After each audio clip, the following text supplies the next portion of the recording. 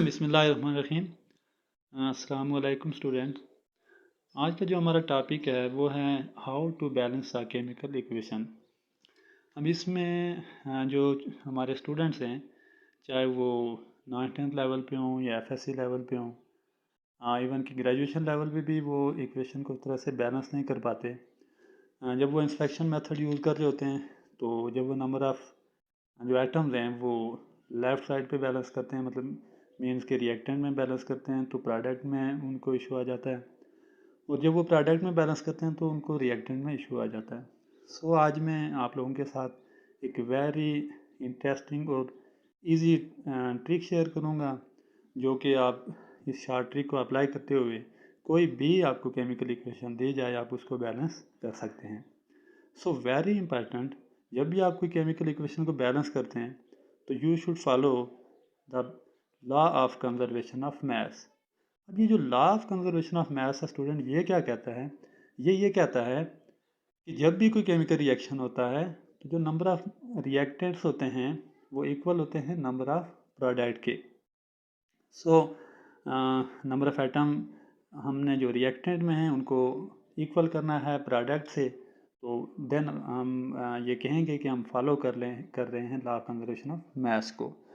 तो स्टूडेंट्स, हम first equation लेते हैं जो वेरी सिंपल इक्वेशन है, और वो है ये है कि जिसमें मैग्नीशियम जो है वो रिएक्ट कर रही है सल्फ्यूरिक एसिड के साथ, और जिसमें हमारे पास एक साल्ट बन रहा है मैग्नीशियम सल्फेट, और प्लस जो हाइड्रोजन गैस है वो यहाँ से क्या हो रही है, लिबरेट आउट हो रही है। सो हम इसको देखेंगे कि क्या ये हमारी इक्वेशन बैलेंस है या नहीं है। तो इसकी शॉर्ट ट्रिक यह है कि हम इसको स्प्लिट कर देते हैं टू पार्ट्स में। फर्स्ट पार्ट जो है उसको हम कह देते हैं कि ये लेफ्ट हैंड साइड है, और जो हमारा सेकंड पार्ट है उसको हम कह देते हैं कि ये राइट हैंड साइड है। सो जो लेफ्ट हैंड साइड है हम उसको उसमें रिएक्टेंट्स को सीक्वेंसली अरेंज करते जाएंगे। जैसे मैग्नीशियम है तो देखिए मैग्नीशियम यहाँ पे 1 है, सो मैंने 1 लिखा। हाइड्रोजन देखें स्टूडेंट हमारे पास 2 हैं तो मैंने इसको 2 लिखा। उसके बाद सल्फ़र आ रहा है तो सल्फ़र भी हमारे पास 1 है, और ऑक्सीजन हमारे पास 4 हैं। यह हमारे रिएक्टेंट हो गए। अब स्टूडेंट हम जाएंगे हमारी जो राइट साइड है, मीन जो हमारे प्रोडक्ट्स हैं, तो उसमें भी देखें मैग्नीशियम जो है वो 1 है, हाइड्रोजन जो हमारे पास लिबरेट आउट हो रहा है वो 2 है, और सल्फ़र भी हमारे पास 1 है, और ऑक्सीजन जो है वो भी हमारे पास 4 है।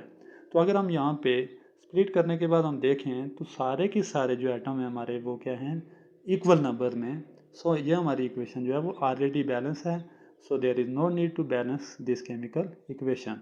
तो हम ये कहते हैं कि जब नंबर ऑफ़ एटम रिएक्टेंट्स में वो इक्वल हों number of atom in product, तो वो हमारी इक्वेशन क्या होती है, वो बैलेंस होती है, और वो फॉलो करती है law of conservation of mass को। सो ये हमारी equation law of conservation of mass को क्या कर रही है, फॉलो कर रही है। अब स्टूडेंट हम एक और इक्वेशन की तरफ जाते हैं जो कि बैलेंस नहीं है। तो इसमें देखें आप कि जो कैल्शियम कार्बोनेट है वो रिएक्ट कर रहा है HCl के साथ, हाइड्रोक्लोरिक एसिड के साथ।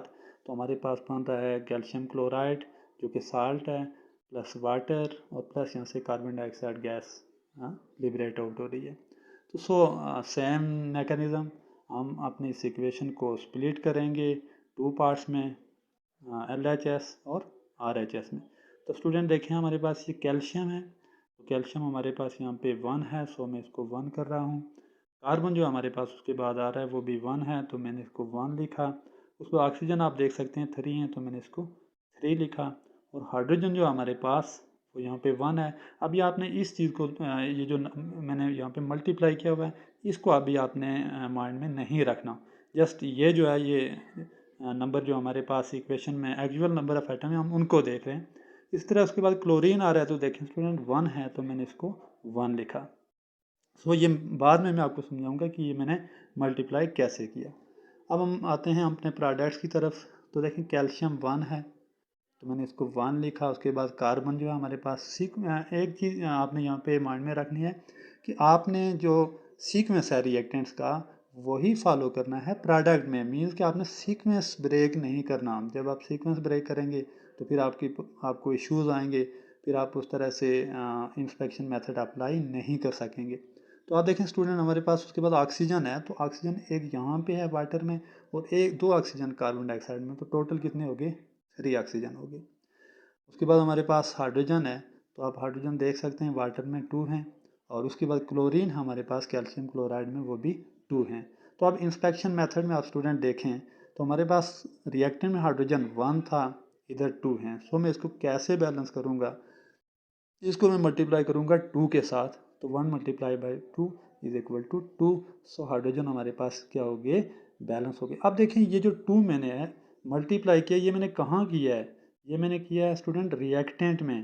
तो सो जो ये जो 2 मैंने मल्टीप्लाई किया, इसको मैं इक्वेशन में भी यहाँ पे लिखूँगा इस HCl के पीछे, ये मैं 2 लिखूँगा इस HCl के पीछे, तो यहाँ पे मैं क्या कर लिख दूँगा 2।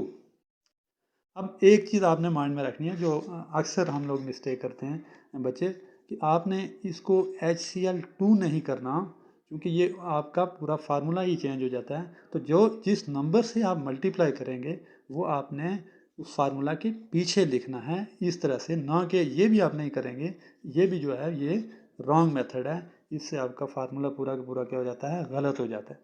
अब उसके बाद स्टूडेंट देखें क्लोरीन, तो रिएक्टेंट में हमारे पास 1 था, तो प्रोडक्ट में हमारे पास कितने हैं, 2 हैं।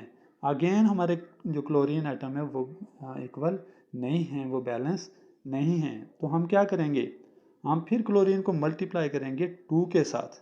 हमारे पास क्लोरीन आगे 2, और देखें इधर भी कितने हैं, 2 हैं। तो सो ये भी मैंने 2 मल्टीप्लाई किया है रिएक्टेंट में, तो सो 2 मैंने यहाँ पे ऑलरेडी लिखा हुआ है, जो कि हाइड्रोजन को बैलेंस करने के लिए मैंने लिखा था, और इसमें जो कि क्लोरीन भी आ रहा है। तो आप स्टूडेंट देखें हमारी जो इक्वेशन है वो क्या हो गई है, वो बैलेंस हो गई है। तो ये वेरी सिंपल एक छोटी सी ट्रिक है, आप कह सकते हैं कि ये 4/5 का सिंपल बेसिक मैथ है, जिसको अप्लाई करते हुए हम किसी भी इक्वेशन को क्या कर सकते हैं, बहुत इजी वे में, बहुत एक्यूरेसी के साथ बैलेंस कर सकते हैं। अब थर्ड हमारी इक्वेशन है स्टूडेंट्स, जिसमें आप देख सकते हैं कि नाइट्रोजन और हाइड्रोजन आपस में मिल रहे हैं और वो बना रहे हैं एमोनिया।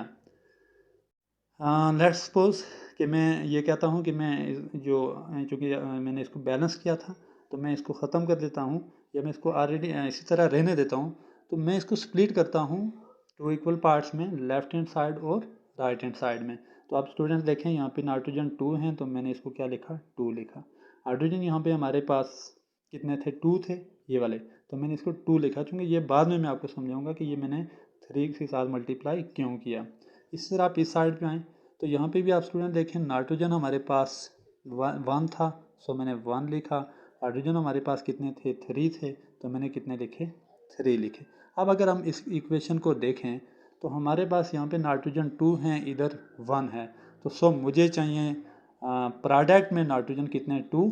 तो सो मैंने नाइट्रोजन को मल्टीप्लाई किया 2 के साथ, तो ये आ गया मेरे पास 2।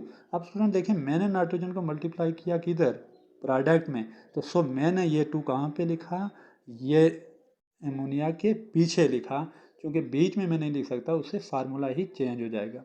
सो पहला काम ये हो गया नाइट्रोजन का। अब सेकंड आए, हाइड्रोजन यहाँ पे देखें स्टूडेंट्स, यहाँ पे 2 हैं, यहाँ पे कितने हैं, 3 हैं। अब इनको हमने इक्वल करना है, तो मैं अगर 2 को मल्टीप्लाई कर दूँ 3 के साथ, तो ये बन जाएगा 6। सो इधर 3 था, तो 3 को मुझे मल्टीप्लाई करना पड़ेगा किसके साथ, 2 के साथ, तो ये भी कितना हो जाएगा, 6।